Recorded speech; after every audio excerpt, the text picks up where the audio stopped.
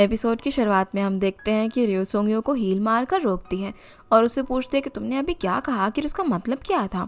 सोंगयो उसे वापस से उसकी हील पहनाता है और बताने ही वाला था कि तभी हुंजुन वहां पर आ जाता है, जो कि रियो का एक्स फियांसे था। उसे देखकर रियो काफी हैरान होती है। तभी हुंजुन बोलता है कि मैं तुमसे मिलने के लिए आया था, पर सोंगयो उसके सामने खड़ा हो जाता है और उसे कहता है कि तुम्हें दिखाई नहीं दे रहा क्या मैं रियो से बात कर रहा हूँ। हुंजुन यहाँ पर उससे अच्छे से बात करने लग जाता है, पर सोंगयो उससे बिल्कुल भी ठीक से बात नहीं करता, क्योंकि उसने रियो के साथ अपना रिश्ता खत्म करके उसे पहले ही काफ़ी हर्ट कर दिया था। सोंगयो अब रियो का हाथ पकड़ के उसे वहाँ से ले जा ही रहा था कि तभी हुंजुन भी उसका हाथ पकड़ लेता है। तभी वहाँ पर रियो के मॉम डैड भी आ जाते हैं, जो कि हुंजुन को वहाँ पर देखकर काफ़ी ज़्यादा गुस्सा करते हैं। डैड तो उसे मारने के लिए आगे भी बढ़ते हैं, लेकिन मॉम उन्हें रोक लेती है और कहती है कि हम इसे यहाँ पर नुकसान नहीं पहुँचा सकते, पहले ही काफ़ी बवाल हो चुका है। इसीलिए डैड अब गुस्से में वहाँ से चले जाते हैं और मॉम रियो और हुंजुन को घर पर चलने के लिए कहती है। रियो बोलने लग जाती है कि हम लोग आपस में ही बात कर लेंगे, पर मॉम कहती है कि शादी कोई मजाक नहीं है, आखिर हमें भी जानने का हक है कि तुम्हें फैसला क्यों लेना पड़ा। घर पहुंचने के बाद हम देखते हैं कि मॉम तो योनजुन को खिलाने पिलाने में लगी हुई थी, जो सब कुछ देखकर बाकी तीनों को काफ़ी गुस्सा आ रहा था कि आखिर वो उसे मारने के बजाय इसे खातिर क्यों कर रही है। दोंगजिन यहाँ पर बातों ही बातों में उसे अपना ब्रदर इन लॉ कह देता है, क्योंकि लास्ट टाइम जब वो आया था तो उसने उसे काफ़ी पैसे दिए थे। ये सुनकर रियो उसे मारने लग जाती है। डैड से तो यहाँ पर ये सब देखा ही नहीं जा रहा था, इसीलिए वो वहाँ से चले जाते हैं। घर के बाहर हम सुंगियों को देखते हैं, जो कि टेंशन के मारे बाहर ही चक्कर लगा रहा था कि आखिर अंदर क्या चल रहा है। तभी मोयम वहाँ पर आ जाती है, जो कि उससे पूछते कि तुम यहाँ क्या कर रहे हो। तो वो उसे योनजुन के बारे में बताता है। ये सुनकर मोयम तो उसे मारने के लिए निकल पड़ती है, पर वो उसे रोकते हुए कहता है कि मेरा मन भी उसे मारने का कर रहा है। घर के अंदर योनजुन को अच्छे से खाना खिलाने के बाद सभी लोग उसके सामने बैठ जाते हैं। वहाँ उससे पूछती है कि मैंने सुना कि रियो ने तुम्हें चीट किया है, क्या ये सच है। ये सुनकर वो हैरान हो जाता है कि ऐसा तो कुछ भी नहीं है। वो बोलता है कि उनकी शादी टूटने का रिस्पॉन्सिबल मैं हूँ। जो सुनकर डैड उसे मारने के लिए बढ़ते हैं, लेकिन रियो उन्हें रोक देती है। लेकिन मॉम का गुस्सा तो अलग ही लेवल पर चला जाता है। वो अपने हाथ में बड़े बड़े डंडे लेकर योनजुन को मारने की कोशिश करने लग जाती है, पर डैड और सोंगयू उन्हें रोकते हैं कि कहीं वो उसे ज़्यादा ना पीट दे। पर दोंगजिन तो ये सब कुछ बैठकर सोफे पर एंजॉय कर रहा था। अब हालत बिगड़ता हुआ देखकर रियो योनजुन को यहाँ से चलने के लिए कहती है, पर वो मॉम से कहता है कि आप मुझे मारकर अपना मन हल्का कर लो। जो सुनकर मॉम भी बिल्कुल पीछे नहीं रहती और उसे मारना शुरू कर देती है। तो रियोब उसे जल्दी से वहाँ से लेकर चली जाती है, पर जाते जाते भी वो कहता है कि मैं वापस ज़रूर आऊँगा। ये सुनकर डैड गुस्सा हो जाते हैं और उसे कभी भी वापस आने से मना करते हैं।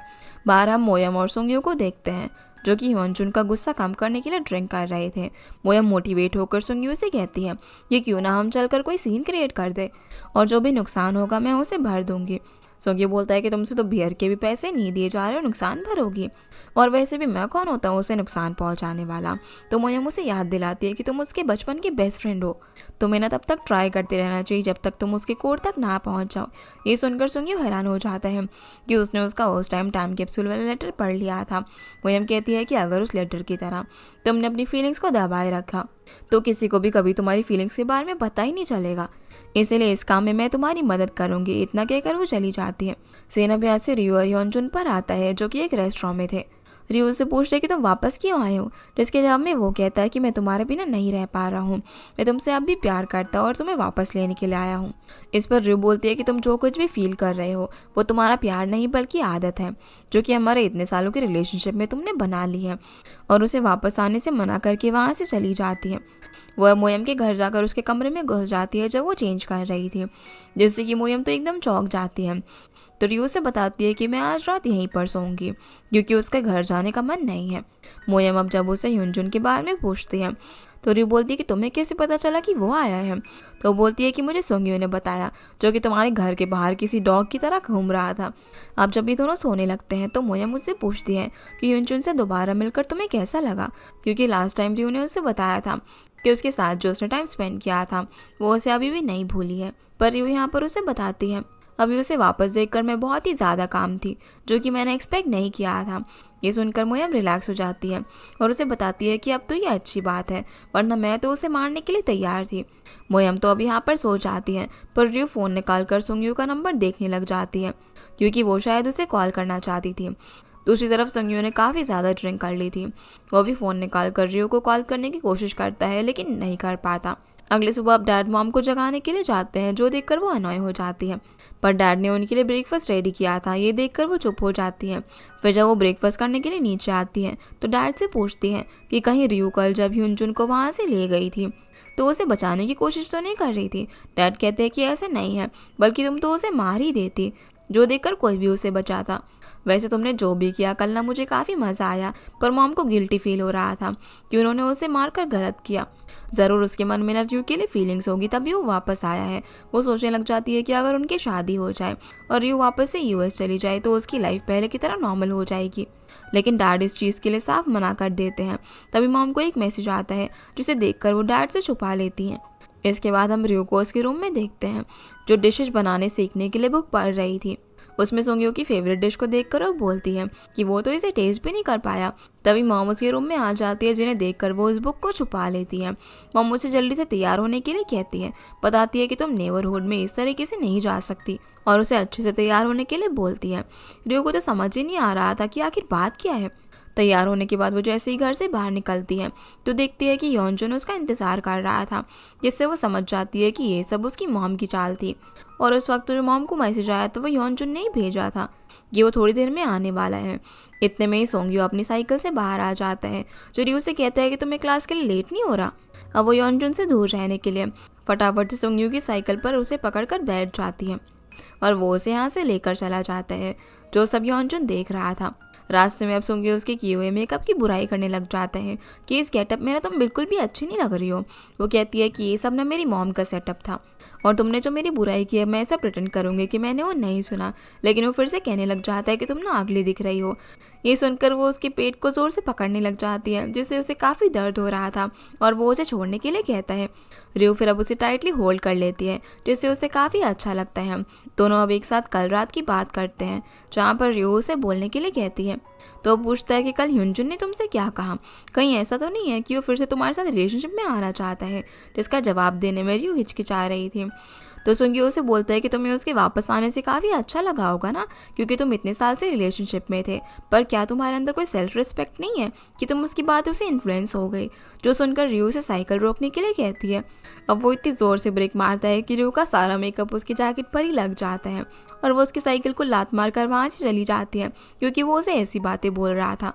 कुकिंग क्लास में पहुँचने के बाद रियो काफ़ी गुस्से में खाना बना रही थी, जिसे ऐसे उसकी टीचर भी काफ़ी गौर से देख रही थी।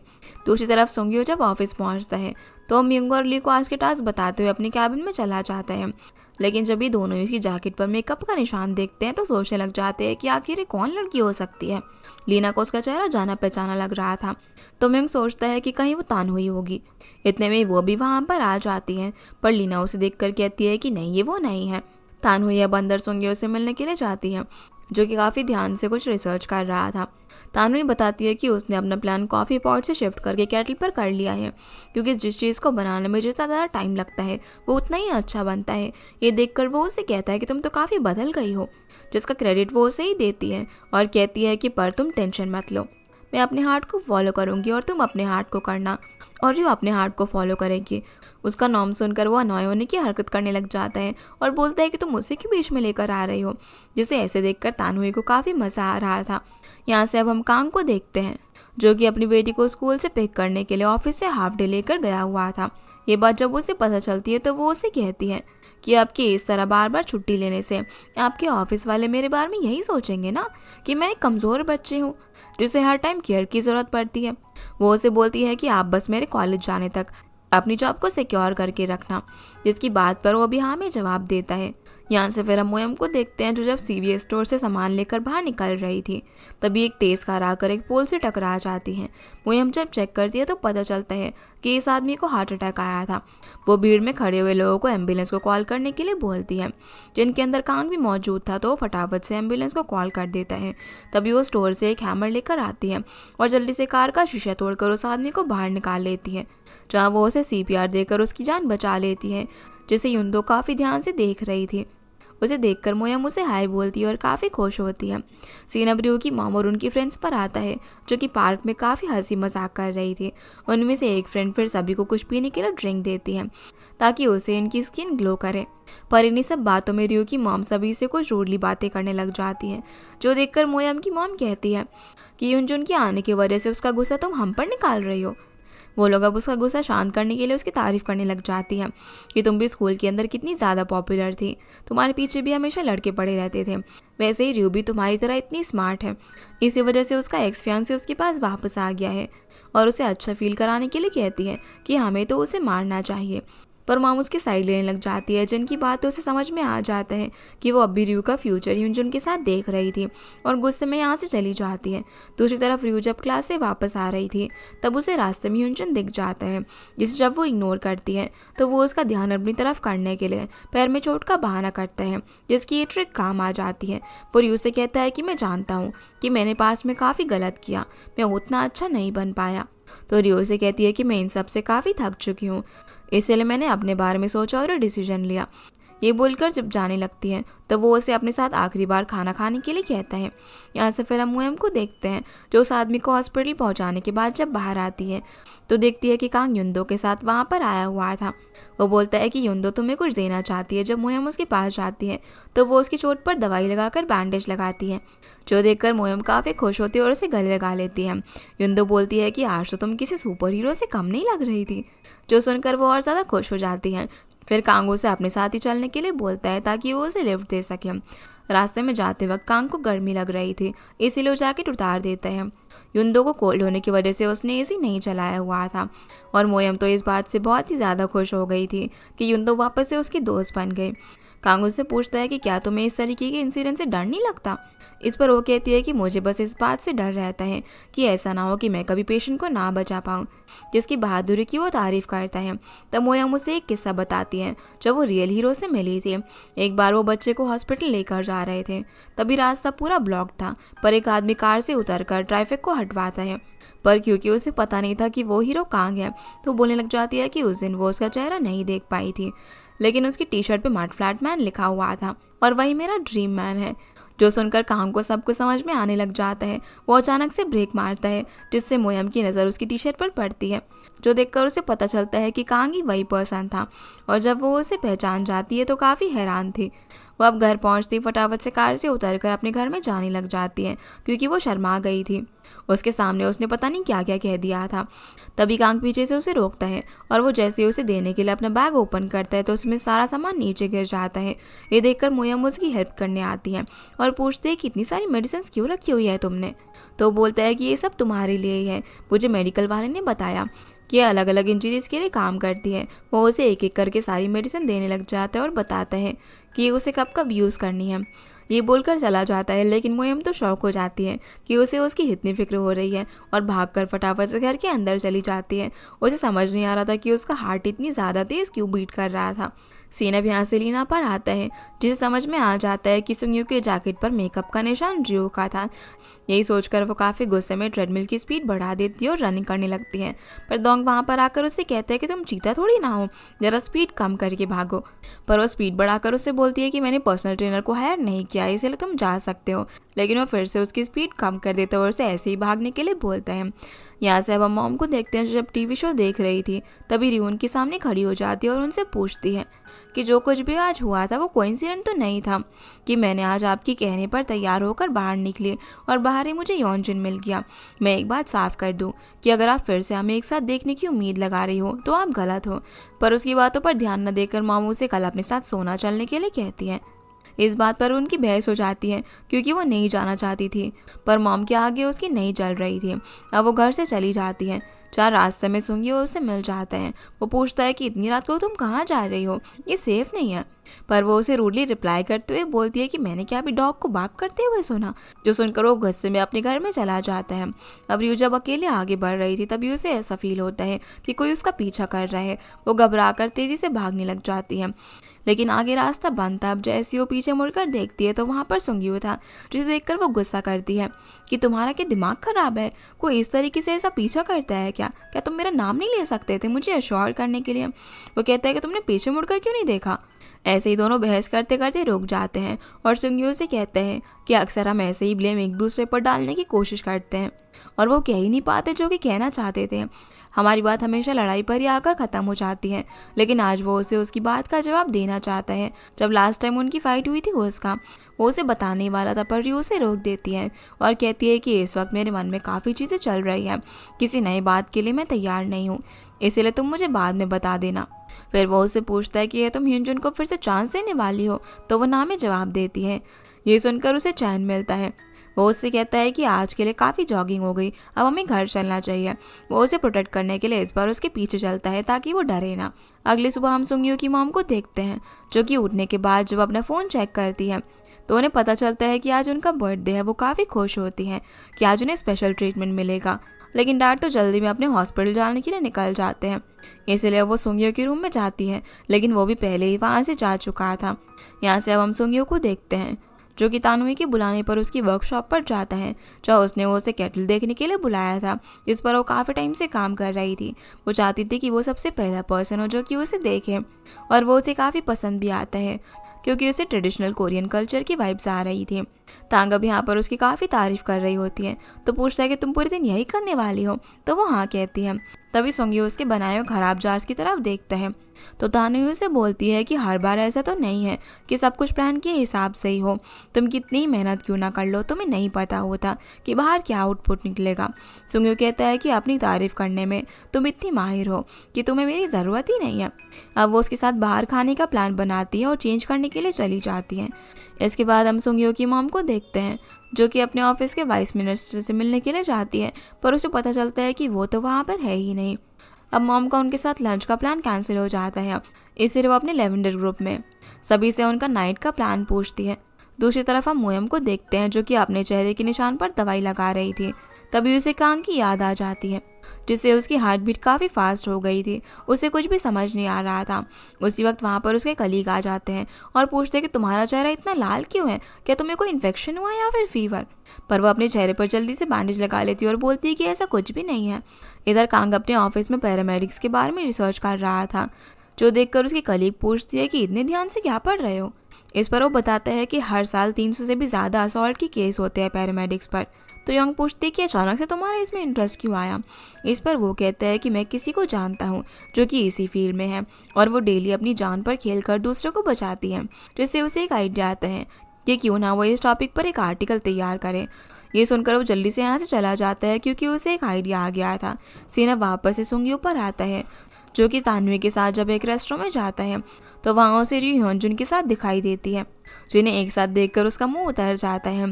दोनों भी अब यहाँ पर अपने टेबल पर जाकर बैठ जाते हैं, लेकिन सिचुएशन दोनों के लिए काफ़ी ऑकवर्ड हो चुकी थी क्योंकि वो दोनों अपने एक्सिस के साथ बैठकर खाना खाने के लिए आए थे। सुंगयो का तो सारा ध्यान यहाँ पर उन दोनों की बातें सुनने में था। वो यहाँ पर ह्योनजुन के लिए अपनी बनाई हुई डिश भी लेकर आई थी और उसे अपने कुकिंग क्लास के बारे में बताती है, जो कि सिर्फ सुंगयो को पता था। तो ह्योनजुन उसे कैलिफोर्निया में कुकिंग क्लासेस ज्वाइन करने के लिए कहता है ताकि वो अच्छे से वहाँ पर सीख सके, पर बोलती है कि अभी उसका इतना आगे का प्लान नहीं है। अब ह्योनजुन उसकी बनाई हुई डिश को ट्राई करना चाहता था, इसलिए वो वेट्रेस से उसकी परमिशन मांगता है क्योंकि वो आउटसाइड फूड था, और बोलता है कि स्पेशली मेरे लिए किसी ने बनाया है, तो क्या मैं इसे टेस्ट कर सकता हूँ, जिसके लिए वो उसे अलाउ कर देती है।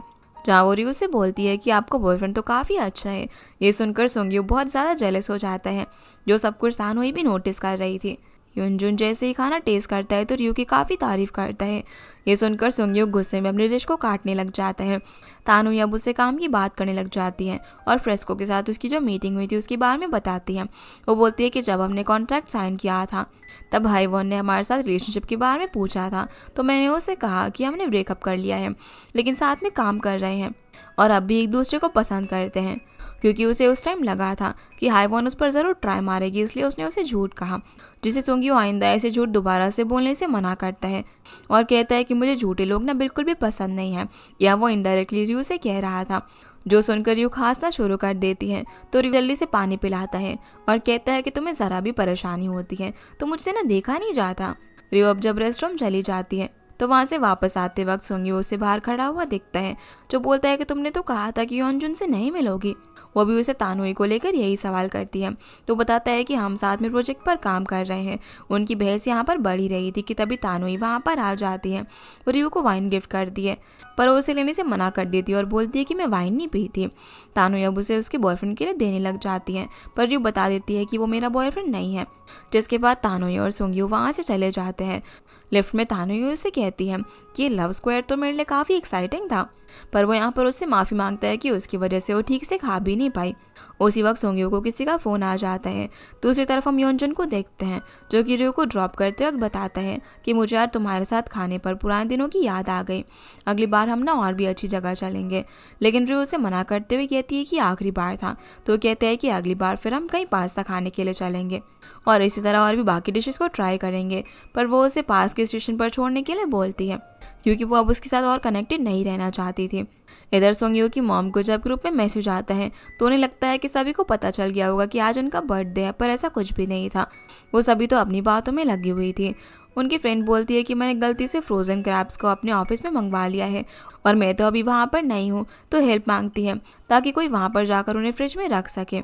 सभी लोग बहाना बनाने लग जाते हैं कि उनके पास तो टाइम ही नहीं है, इसलिए मॉम अब वहाँ पर जाती है उस पार्सल को रखने के लिए। वो गुस्से में उसे लात मारकर अंदर रखती है, पर तभी अचानक से उनके सारे फ्रेंड्स उनके सामने आ जाती है और उन्हें बर्थडे सरप्राइज देती है। ये देखकर वो काफ़ी इमोशनल हो जाती है और रोने लगती है। उसी वक्त उन्हें सोंग्यो का मैसेज भी आता है जो उन्हें बर्थडे विश करता है। ये देखकर वो और भी खुश हो जाती है, पर डैड ने उन्हें अभी तक विश नहीं किया हुआ था। यहाँ से हम डैड को देखते हैं जो कि काफ़ी खुश हो रहे थे। वो मॉम के लिए उनके फेवरेट फ्लावर्स लेने के लिए हर शॉप में जाते हैं, लेकिन वो उन्हें कहीं पर भी नहीं मिल रहे थे। इसके बाद हम सोंग्यो को देखते हैं जो कि स्विमिंग पूल के पास था। वो अपनी मॉम का थैंक यू मैसेज देखता है। तभी वहाँ पर उनकी टीचर में सू आ जाती है, उसे कॉन्ग्रेचुलेट करती है डिज़ाइन कंपटीशन जीतने के लिए और बोलती है कि ये बात तुम रियो को जल्दी ही बता देना। लेकिन वो मना कर देता है, पर वो कहती है कि रियो मुझे फ़ोन करके हमेशा पूछती रहती है कि कॉन्टेस्ट का विनर कौन बना, और अब उसे कॉन्ट्रैक्ट मिल गया था तो वो उसे बेस्ट विशेस देती है उसके पास को रेनोवेट करने के लिए। अब सोंग्यो को यहाँ पर तानोई की बात याद आने लग जाती है कि हम चाहे क्ले पर कितनी भी मेहनत कर ले, पर फायर से निकालने के बाद उसकी शेप डिसाइड होगी कि वो कैसा बनेगा। वो फटाफट से रियो को कॉल करके पूछता है कि तुम कहाँ पर हो, तो वो बताती है कि मैं डैड के रेस्टोरेंट में प्रैक्टिस कर रही हूँ। तो वो उसे वहीं पर वेट करने के लिए कहता है। दूसरी तरफ हम सोंग्यो के डैड को देखते हैं, जिन्हें काफ़ी ढूंढने के बाद फ्लावर्स मिल जाते हैं। उन्हें लेकर वो खुशी से घर पर पहुंचते हैं, लेकिन घर के बाहर वो मॉम को अपने बॉस के साथ देखकर अपसेट हो जाते हैं और उनके हाथ से वो फ्लावर्स वहीं पर गिर जाते हैं। इधर सोंग्यो भागते हुए यही सोच रहा था कि मेरे पास काफ़ी चांसेस हैं मैं रियो को अपनी फीलिंग्स के बारे में बता सकूं, चाहे वो उनकी ग्रेजुएशन का दिन हो या फिर चाहे वो तब का टाइम हो जब रियो यूएस जाने वाली थी। यही सब सोचता हुआ वो उसके पास पहुंच जाता है और उससे बोलता है कि आज मैं तुम्हें वो बता कर ही रहूँगा जो मैं डर की वजह से कभी भी नहीं बता सका। उस दिन जब मैंने तुमसे कहा था कि तुम्हारी वजह से मेरा दिमाग ख़राब हो रहा है, तो मेरा मतलब ये था कि मैं तुम्हें पसंद करता हूँ। जो सुनकर रियो तो उसे देखती रह जाती है। सोंग्यो की बात अवॉइड करने के लिए रियो खाना बनाने लग जाती है, लेकिन बाउल इतना गर्म था कि उसका हाथ ही जल जाता है। ये देखकर सोंग्यो जल्दी से उसका हाथ पानी में डालता है और उससे कहता है कि तुम्हें ध्यान रखना चाहिए था ना। रियो बोलती है कि इसमें तुम्हारी गलती है, तुमने मुझसे ये सब बोला और मैं ध्यान ही नहीं रख पाई। तभी रियो महसूस करती है कि सोंग्यो के हाथ काफ़ी वार्म है। इस पर वो कहता है कि ये अक्सर होता है। वो उसे हॉस्पिटल चलने के लिए कहता है, लेकिन वो मना कर देती है और बोलती है कि अब जब मुझे कुकिंग को ही अपना प्रोफेशन बनाना है तो मेरे लिए ये सब कॉमन होने वाला है, जिससे सोंग्यो को उसकी काफ़ी फिक्र होने लग जाती है। पर रियो कहती है कि तुम्हें भला कब से मेरी फिक्र होने लगी। इस बार वो बोलता है कि तुम अच्छे से जानती हो, बचपन से लेकर अभी तक मेरा यही टास्क रहा है। मुझे हमेशा तुम्हारी फिक्र रहती है कि तुम्हारी बड़बोली आदत से कहीं तुम्हारी मॉम तुम्हें मारे ना। तुम कितनी बार चीज़ों से हिट होकर रोई हो कि तुम कार का बम्पर हो या फिर क्या।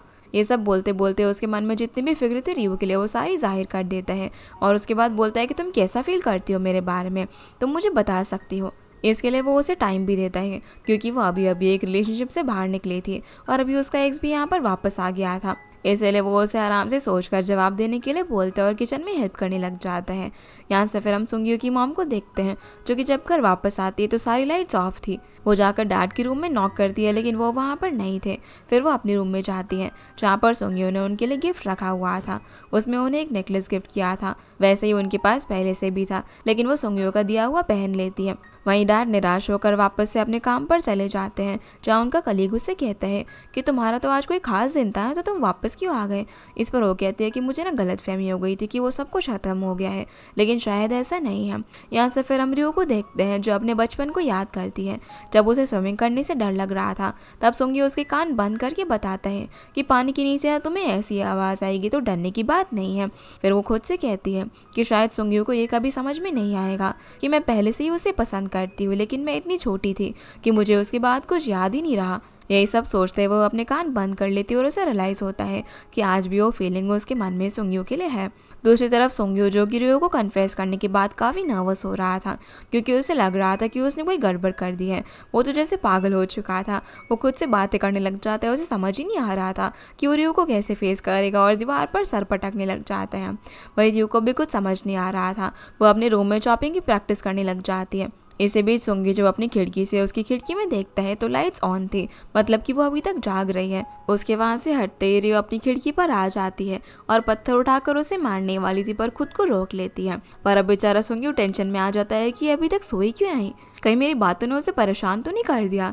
दोनों इसी तरीके से अब रात भर एक दूसरे की खिड़की को बार बार देखते रहते हैं और ठीक से सो भी नहीं पाते। सुंगी सुबह जो अपने लिए किचन में ब्रेकफास्ट रेडी कर रहा था तब मॉम उसे देखकर समझ जाती है कि वो ठीक से नहीं सोया। वो काम का बहाना बना देता है। मॉम फिर उसे बोलती है कि तुम्हारा दिया हुआ गिफ्ट मुझे बहुत ही पसंद आया। इस पर सुंगी प्रॉमिस करता है कि अगली बार मैं आपको इससे भी अच्छा गिफ्ट दूंगा। तभी डैड वापस आ जाते हैं, जिन्हें सुंगी बताता है कि कल मॉम का बर्थडे था। तो डैड कहते हैं कि अच्छा मैं काम की वजह से भूल गया था और मॉम से माफ़ी मांगते हैं। लेकिन मॉम उससे कहती है कि कोई बात नहीं, बर्थडे तो हर साल आता रहता है, इसमें कुछ भी इंपॉर्टेंट नहीं है। सुंगी अब इस ऑकवर्डनेस को ख़त्म करने के लिए उन्हें साथ में खाने के लिए बोलता है, लेकिन डैड बोलते हैं कि वो काफ़ी थक चुके हैं इसलिए आराम करने के लिए चले जाते हैं। वही रात भर जागने की वजह से रियो की डार्क सर्कल्स बन गए थे, इसीलिए वो मेकअप करने लगती है।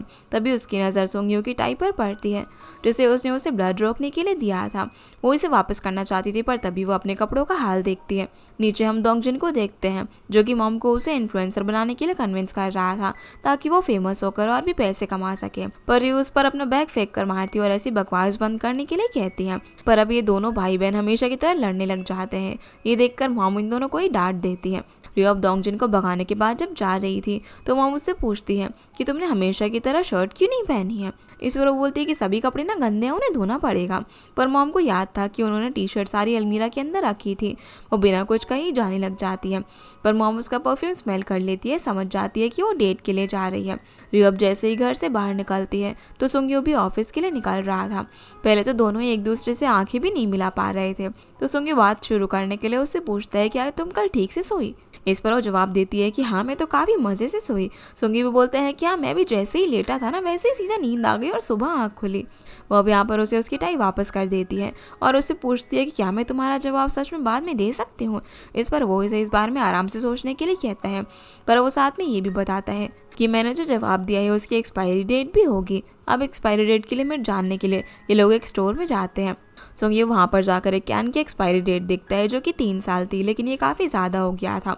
इसलिए वो उन्हें छोड़कर कोई कम शेल्फ लाइफ वाला आइटम देखने लग जाता है। जिस बीच रियो उसे बड़े प्यार से देख रही थी। जब उसे ये चीज़ रियलाइज़ होती है तो वो जल्दी से वहाँ से चली जाती है। तभी शॉप में काम करने वाली लेडी सुंगियो के पास आती है और उसे कहती है कि तुम्हें कुछ लेना भी है या फिर नहीं।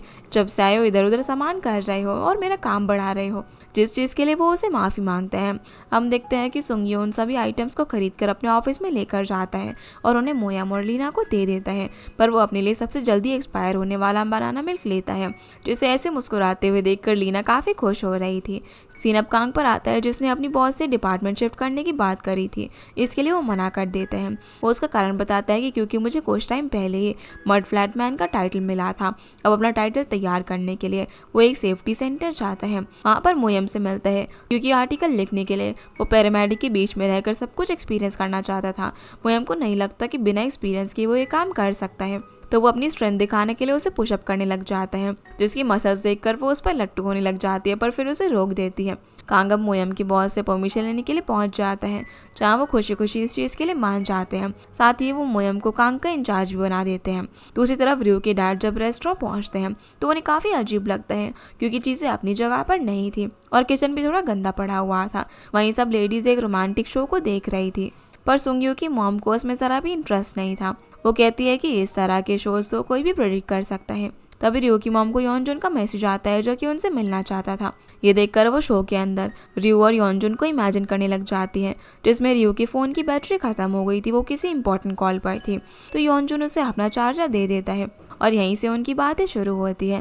सीन प्रेजेंट में आता है जहाँ पर मॉम योनजुन से मिलने के लिए जाती है और उससे पूछते हैं कि तुमने ऐसा क्यों किया, तुम एक दूसरे को चीट नहीं किया, तो फिर भला ऐसा क्या हुआ कि तुमने अपना रिलेशनशिप तोड़ना पड़ा। तो इस पर वो कहता है कि मैं तो हमेशा से रियो को पसंद करता हूँ। तभी बाहर से डैड गुजरते हैं जो कि इन दोनों को साथ में देखकर काफ़ी हैरान हो जाते हैं। इधर हम रियो को देखते हैं जो जब कुकिंग क्लास में थी, तभी उसे सुंग्यो का मैसेज आता है जिसने उसे एक्सपायरी डेट की इमेज भेजी थी जो कि 11 दिन में ख़त्म होने वाली थी। ये देखकर वो काफ़ी हैरान हो जाती है कि इतने कम दिन, जिसे चिल्लाते हुए सुनकर सभी देखने लग जाते हैं। वहीं सुंग्यो उस बनाना मिल्क को संभाल कर फ्रिज में रख देता है। सीना वापस से डैड पर आता है जो कि मॉम के वापस आने पर उनसे पूछते हैं कि तुम योनजुन से क्यों मिली थी, आखिर तुम मुझसे कब तक झूठ बोलोगी। मॉम बोलती है कि मैं तुम्हें बताने ही वाली थी और उसने मुझे मैसेज करके अचानक से बुला लिया था। उसने बताया कि वो रियो से प्यार करता है और उसे वापस यूएस ले जाना चाहता है, जो सुनकर डैड काफ़ी गुस्सा हो जाते हैं। पर मॉम कहती है कि मैं तो चाहती हूँ कि रियो वापस जाए, जो सुनकर डैड और भी ज़्यादा गुस्सा हो जाते हैं और उन्हें अपनी बकवास बंद करने के लिए कहते हैं कि तुम क्या इतने ज़्यादा यूएस से ऑब्सेस्ड हो और हम इस तरीके से रियो की मर्जी के खिलाफ नहीं जा सकते। तो मॉम कहती है कि हाँ, मैं लालची हूँ, जो मैं ये चाहती हूँ कि मेरी बेटी खुशी से रहे, मैं नहीं चाहती कि वो मेरी तरह लाइफ जिए। जिनकी ऐसी बातें सुनकर डैड घर से बाहर आ जाते हैं। जहाँ उन्हें सुंग्यो के डैड दिखाई देते हैं, वो भी थोड़े से परेशान लग रहे थे, इसीलिए दोनों साथ में ड्रिंक करने के लिए चले जाते हैं। दोनों ही अपनी लाइफ प्रॉब्लम को खाने से कंपेयर कर रहे थे और यहाँ पर सुंग्यो के डैड को कुछ ज़्यादा ही चढ़ गई थी। इस वजह से वो हर चीज़ पर सवाल उठा रहे थे, जिनके जवाब देते देते रियो के डैड तो थक ही जाते हैं। अगले दिन जब मॉम उठने के बाद रूम से बाहर आती है तो देखती है कि एक वॉल हैंगिंग आइटम नीचे गिरा हुआ था। जब इस बार में वो डैड से पूछती है तो वो साफ मना कर देते हैं कि मुझे नहीं पता। पर जब वो पानी पीने के लिए किचन में जाते हैं तो उन्हें याद आता है कि नशे की हालत में उन्होंने डैड को लिली और वेली फ्लावर्स के बारे में बता दिया था कि उन्हें ढूंढना कितना मुश्किल है, जो कि उनकी वाइफ को काफ़ी पसंद है। जो सुनकर वो बोलते हैं कि मैंने ना अभी लेकर आता हूँ, पर वो इतने ज़्यादा ड्रंक थे कि फ्लोर पर ही लेट कर उन्हें ऐसा लगने लग जाता है जैसे वो पहाड़ चढ़ रहे हो और अगली सुबह उनकी आँख सीधा ज़मीन पर खुलती है। रात भर वो बाहर थे, इस वजह से मॉम को उनकी काफ़ी फिक्र हो रही थी। तभी दोंगजिन काम में उनकी मदद करने के लिए आ जाता है, जहाँ वो एक बार फिर से उनसे बोलने लग जाता है कि मुझे ना इन्फ्लुएंसर बनना है, उसके लिए हम फेक फॉलोअर्स भी खरीद सकते हैं। इसके लिए वो उनसे 10,000 युआन मांगता है, जो सुनकर मॉम थोड़ा सा टेंशन में आ जाती हैं क्योंकि उनके पास ज़्यादा सेविंग्स नहीं बची थी। तो दोंगजिन उन्हें इसे एक इन्वेस्टमेंट की तरह देखने के लिए कहता है, जिसकी ऐसी बातें रियो पीछे से सुन लेती है। उसके कान पकड़ कर कहती है कि इस तरह तुमने मॉम डैड को बातों में फंसाकर अपना काम निकलवाया है। तुम हार्ड वर्क करने की बजाय हमेशा शॉर्टकट यूज़ करते हो। वो फिर से लड़ना शुरू कर देते हैं, जो देखकर मॉम दोनों को ही डांट देती है और दोंगजिन गुस्सा होकर यहाँ से चला जाता है। जिसके जाने के बाद रियो मॉम को उसे पैसे देने से मना करती है कि आप बचपन से ही उसकी हर चीज़ मान लेती हो। तो मॉम उसे बोलती है कि उसके हाथ में एक होल है। रियो बोलती है कि हाँ, ये बात मैं काफ़ी बार सुन चुकी हूँ। डॉक्टर ने कहा है कि अगर वो रोया तो उसे सर्जरी की ज़रूरत पड़ेगी, लेकिन अब वो होल अपने आप ही ठीक हो चुका है, तो अब उन्हें उसे पहले की तरह ट्रीट करने की ज़रूरत नहीं है। तो मॉम बोलती है कि मैं भी देखती हूँ कि क्या तुम अपने बीमार बेटे का ख्याल इस तरीके से रख पाओगी। जिन्हें फिर से दोंगजिन की साइड लेता हुआ देखकर रियो वहाँ से चली जाती है। फिर हम सुंग्यो को देखते हैं जो कि रियो को मैसेज करके याद दिलाता है कि अब उसके पास सिर्फ 10 दिन बचे हैं और तुम्हारा आज का दिन अच्छा जाए, जिसमें वो एक इमोजी भी ऐड कर देता है। ये देखकर वो सरप्राइज़ हो जाती है क्योंकि उसने कभी भी उससे पहले ऐसे मैसेज नहीं भेजा था और काफ़ी खुश भी हो रही थी। तभी वहाँ पर योनजिन आ जाता है। वो उसके लिए स्पेशल जैस्मिन टी लेकर आया था और उसे बताता है कि मैंने अपना तरीका बदल लिया है, अब मैं शुरू से ट्राई करूँगा। यहाँ से अब हम देखते हैं कि जब ये लोग पहली बार मिले थे तब रियो उसे अपना चार्जर देने के लिए थैंक यू बोलती है। इसके बदले में वो उसके लिए कॉफ़ी ऑर्डर करने लगती है, पर वो बोलता है कि यहाँ पर ना कॉफ़ी अच्छी नहीं मिलती और उसके लिए जैस्मिन टी लेकर आता है क्योंकि वो काफ़ी सारी कॉफ़ी पी चुकी थी और बोलता है कि ये तुम्हारे स्टमक के लिए अच्छा नहीं है, इसीलिए इसे पियो। सीन अब यहाँ से प्रेजेंट में आता है, जहाँ पर योनजुन उसे कहता है कि मुझे लगता है कि मुझे फिर से सब कुछ शुरू करना चाहिए ताकि तुम मुझे पहले की तरह देखकर स्माइल करो। आज के लिए इतना ही कहकर वहाँ से चला जाता है। दूसरी तरफ हम सुंग्यो को तानुए के साथ देखते हैं, जिनकी बातों से हमें पता चलता है कि फ्रेस्को के साथ उनकी मीटिंग काफ़ी अच्छी गई, जिससे वो थोड़ी सी निराश थी क्योंकि उसके साथ अब उसका कोलैबोरेशन जल्दी ख़त्म हो जाएगा। जहाँ बातों ही बातों में सुंग्यो उससे बोलता है कि मैंने कुछ ऐसा किया है कि लगता है कि मैं आग में कूद पड़ रहा हूँ, जिससे वो समझ जाती है कि उसने रियो को अपनी फीलिंग्स कन्फेस कर दिया। यहाँ से वो मैंने पार्क में देखते हैं जहाँ पर तानवी पूछती है कि रियो ने क्या जवाब दिया, पर सुंगयू बताता है कि मैं उसके जवाब का ही वेट कर रहा हूँ। तो वो बोलती है कि इसीलिए लोग कहते हैं कि एक लड़का और लड़की कभी भी दोस्त नहीं बन सकते। फिर वो उसका हौसला बढ़ाते हुए कहती है कि जब हम डेट कर रहे थे तब भी तुम एक ग्रेट पर्सन थे। मैं उस टाइम काफ़ी इमोशनल पर्सन थी जो कि अंधेरे में अकेली रहती थी, और तुम थे जिसने मुझे उस अंधेरे से बाहर निकाला था। शायद यही वजह थी कि मैं तुम्हें कभी भी भूल नहीं पाई। फिर बोलती है कि उस दिन जब मैंने रियो को उस लड़के के साथ रेस्टोरेंट में देखा था तो वो काफ़ी क्लोज लग रहे थे और वो लड़का भी काफ़ी हैंडसम था। तो सुंगी बोलता है कि भला मुझे उस लड़के से क्यों डर लगेगा, आखिर उसमें ऐसा क्या ही है। तो तानवी जाते जाते उसे कहती है कि अगर तुम्हें कभी ड्रिंक करने की ज़रूरत पड़े तो मुझे बुला लेना। उसी वक्त सुंगयू को डोंगजिन का मैसेज आता है जो कि उससे मिलना चाहता था। इसके बाद हम रियो की मॉम को देखते हैं जो कि डोंगजिन को पैसे देने के लिए बैंक से निकाल लेती हैं, और जब वो वापस आ रही थी तभी रियो को किसी सेंटर से बाहर जाते हुए देखती हैं। जब वो एक लेडी से वहाँ के सेंटर के बारे में पूछती है तो उन्हें पता चलता है कि यहाँ पर कुकिंग क्लासेस होती हैं। ये जानने के बाद वो काफ़ी गुस्सा हो जाती है। वहीं जब डैड अपनी शॉप पर काम कर रहे थे तभी मॉम वहाँ पर आ जाती हैं। वो उन्हें रियो की कुकिंग क्लासेस के बारे में बताने के लिए आई थी। अब रियो जब रात को घर पहुँचती है तो देखती है कि सुंगयू वहाँ पर पहले से ही बैठा हुआ था। वो उसे बताता है कि डोंगजिन ने मुझे बात करने के लिए बुलाया है, जिससे वो समझ जाती है कि डोंगजिन अब इन्फ्लुएंसर बनने के लिए सुंगयू की मदद लेना चाहता है। इतने में मॉम डैड भी घर पर आ जाते हैं जिन्हें रियो डोंगजिन के बारे में बता रही होती है, पर तभी मॉम उसे उसका बैग लेकर उसका सारा सामान बाहर निकाल देती है जिसमें कुकिंग की बुक्स थी, जो देखने के बाद मॉम डैड काफ़ी गुस्से में आ जाते हैं जिन्हें सुंगयू शांत करने की कोशिश कर रहा था। रियो मॉम को बताती है कि मैं कुकिंग करना चाहती हूँ, लेकिन मॉम को जब पता चलता है कि सुंगयू कुकिंग क्लासेस के बारे में जानता था तो वो और भी गुस्सा हो जाती है। रियो ने बोलती है कि ये मेरा सपना है और मैं सर्टिफिकेट मिलने के बाद आपको बताने ही वाली थी। जैसे अब डैड को भी समझ में आ जाता है कि रियो अक्सर उनके रेस्टोरेंट में प्रैक्टिस करने के लिए आती है। वो उससे घबराहट में पूछते हैं कि फिर जो तुमने आज तक इतनी पढ़ाई और एक्सपीरियंस लिया उसका क्या। इस पर वो कहती है कि वो सब खत्म हो चुका है और ये मेरा ड्रीम है। डैड उसके इस फैसले से बिल्कुल खिलाफ हो जाते हैं और उससे कहते हैं कि हमने एक समझदार बेवकूफ़ को जन्म दिया है। वो नहीं चाहते थे कि जो तकलीफ वो एक कुक बनकर सह रहे हैं वो उनकी बेटी भी सहे। तभी डोंगजिन वहाँ पर आ जाता है। ये देखकर वो समझ जाता है कि यहाँ पर कुछ तो मामला सीरियस चल रहा है। रियो भी अब बोलने लग जाती है कि आप दोनों ने हमेशा ही मुझे और डोंगजिन को अलग ट्रीट किया है। डोंगजिन हर बार अपना प्रोफेशन बदलता रहता है, आपने हर बार उसे सपोर्ट किया, वो कुछ भी काम ठीक से नहीं कर पाया था और अभी एक नया ड्रीम लेकर आपको फंसाने की कोशिश कर रहा है। जो सुनकर डोंगजिन गुस्से में उसकी तरफ बढ़ता है पर सुंगयू उसे रोक देता है। रियो फिर बोलती है कि जितना उसे सपोर्ट मिला उतना मुझे एक बार भी नहीं मिला। क्या मुझे मेरे लाइफ के डिसीजन लेने का कोई भी हक नहीं है? डैड उसे बोलते हैं कि तुम्हें जो भी करना है वो करो, लेकिन कुकिंग नहीं। तुम जितना अच्छा इसे इमेजिन कर रही हो ये बिल्कुल उसके अपोजिट है। तो रियो गुस्से में वहाँ से चली जाती है। सुंगयू भी अब उसके पीछे जाता है और उसका हाथ पकड़कर उसे अपने साथ एक जगह पर लेकर जाता है जहाँ उसका मन शांत हो सके। रियो उससे पूछती है कि क्या तुम यहाँ पर तानवी के साथ भी आया करते थे? तो वो कहता है कि बिजनेस एथिक्स भी कोई चीज़ होती है। फिर उसे बताता है कि भले ही हम एक दूसरे के पास के बारे में काफ़ी कुछ क्यों ना जानते हो, लेकिन वो सब का इस वक्त मेरे लिए कोई भी एडवांटेज नहीं है। अब जब वो फ्लावर्स को गिरता हुआ देखती हैं तो उसे पॉपकॉर्न की तरह लग रहे थे, जो सुनकर वो कहता है कि तुम फ्लावर्स से खाने को कैसे इमेजिन कर सकती हो। सुंगयू उसे उस फ्लावर का नाम बताता है तो वो उन्हें पकड़ने लग जाती है। उसे ऐसे देखकर पूछता है कि क्या अब तुम्हें बेटर फील हुआ? तो बोलती है कि मैं एम्बैरेस्ड हूँ कि तुम्हें ये सब देखना पड़ा और मेरे हर एम्बैरेसिंग मोमेंट में तुम हमेशा मेरे साथ होते हो। मैं जब भी पुरानी बातें भूलने की कोशिश करती हूँ मुझे उतना ही ख़राब लगता है। तो सुंगयू कहता है कि मैं ये फीलिंग जानता हूँ, हर बार पेरेंट्स सही नहीं होते। रियो पूछती है कि क्या तुम भी अपने पेरेंट्स से लड़ाई करते हो? इस पर वो ना में जवाब देता है। तो रियो को उसकी फैमिली से जलन होने लग जाती है और ये भी कि उसका कोई सिबलिंग नहीं है जो कि उसे परेशान करे। पर अब रियो टेंशन में होती है कि वो प्रैक्टिस कहाँ पर करेगी। तो सुंगयू उसे अपने ऑफिस बुलाकर कहता है कि जब सब लोग चले जाए तो तुम वहाँ पर प्रैक्टिस करने के लिए आ सकती हो, जो सुनकर वो मान जाती है। अब क्योंकि रात के 12 बज चुके थे तो सुंगयू उसे बोलता है कि अब ना तुम्हारे पास सिर्फ 9 दिन बचे हैं, जो सुनकर वो यहाँ से भागने लग जाती है तो वो भी उसके पीछे भागता है। अब अगले दिन हम कांग को देखते हैं जो कि मोयम की टीम को ज्वाइन कर लेता है, जहाँ सभी उसका अच्छे से वेलकम करते हैं। वो ड्रेस पहनकर रेडी हो जाता है तो मोयम उसे सारी चीज़ समझाने लग जाती है कि ज़रूरत का सामान कहाँ कहाँ पर रखा है। अब वो उसे जब एम्बुलेंस में गाइड कर रही थी तभी वो इमरजेंसी अनाउंसमेंट होती है, इसीलिए उन्हें निकलना पड़ जाता है। दूसरी तरफ हम सुंगयू की मॉम को देखते हैं जिन्हें याद आता है कि डैड ने बचा हुआ टेस्टी खाना फ्रिज में रखा हुआ था, तो वो उसे निकाल कर जल्दी से खाने लग जाती है। इतने में डैड भी वहाँ पर आ जाते हैं, जिन्हें देखकर मॉम खाते हुए रुक जाती है। तो डैड उन्हें अच्छे से खाना सर्व करते हैं। मॉम उन्हें भी खाने के लिए बोलती है, लेकिन वो बताते हैं कि मुझे कुछ काम है और यहाँ से चले जाते हैं। पर मॉम उनके बिहेवियर से काफ़ी ज़्यादा खुश थी कि कैसे उन्होंने उनको खाना सर्व किया।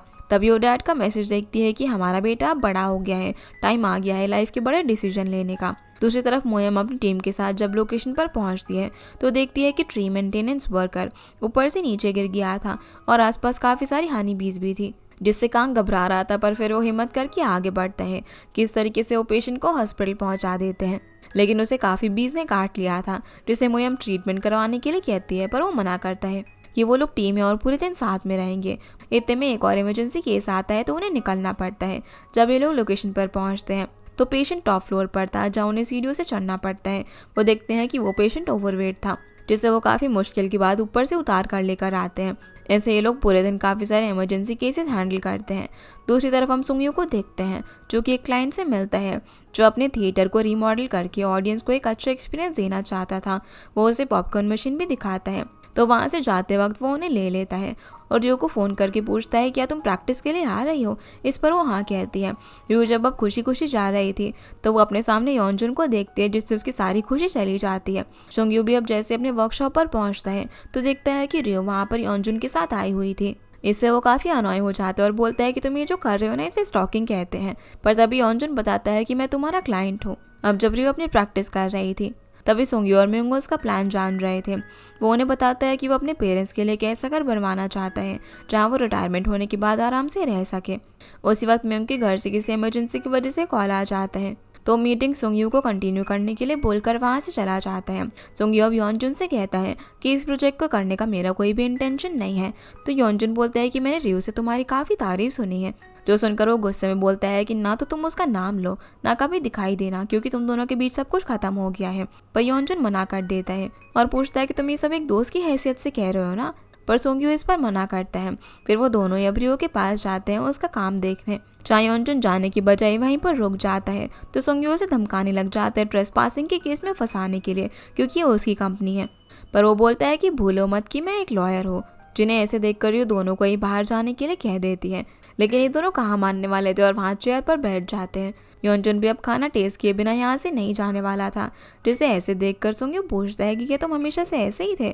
तो बोलता है कि रियो को मेरे अंदर ना यही बात पसंद है। सुंगयू रियो को अब जल्दी बनाने के लिए कहने लग जाता है, क्योंकि वो योनजुन को यहाँ पर बर्दाश्त नहीं कर पा रहा था। पर योनजुन बोलता है कि तुम्हें जितना टाइम चाहिए ना उतना आराम से बनाओ, मैं वेट कर लूँगा।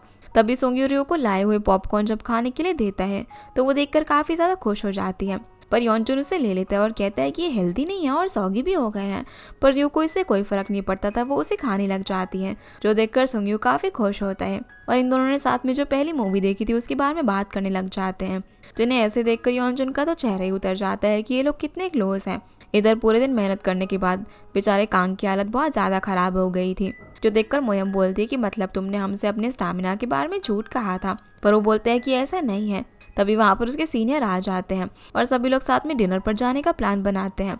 बातों ही बातों में मोयम का कलीग एक किस्सा बताने जा रहा था, तभी मोयम उसके मुंह में खाना ठूस देती है। फिर कांग अपनी रिपोर्ट के लिए उनसे कुछ सवाल करने लग जाता है ताकि वो अपनी रिपोर्ट को डिटेल में लिख सके।